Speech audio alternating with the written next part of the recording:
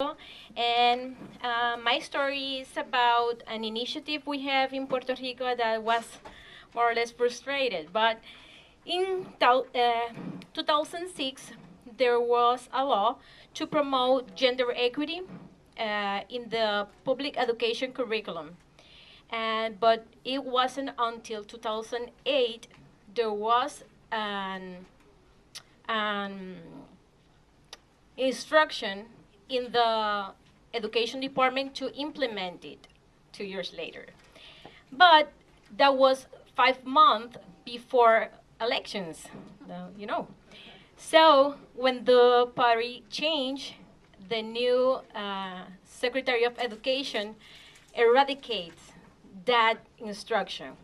So it was very intense because that 5 months, the that instruction were made to the Secretary Department of Education, and there was plenty of advocates to support that instruction, but also there were a lot of groups, more of them conservative and fundamentalist, to try to pronounce it against it, including universities, Catholic universities, among many other groups. So even when association like the Psychological Association, Puerto Rican Psychological Association advocates for it, it couldn't made it, just live for 5 months. So it will be implemented in 5 months, of course.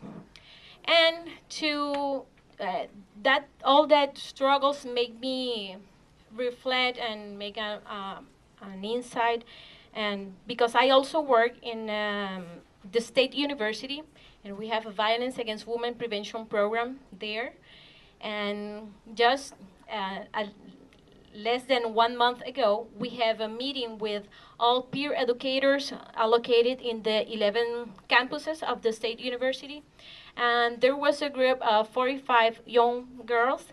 And in that little group, 3 women share their stories about sexual assault from their boyfriends, from a cousin, and from her father.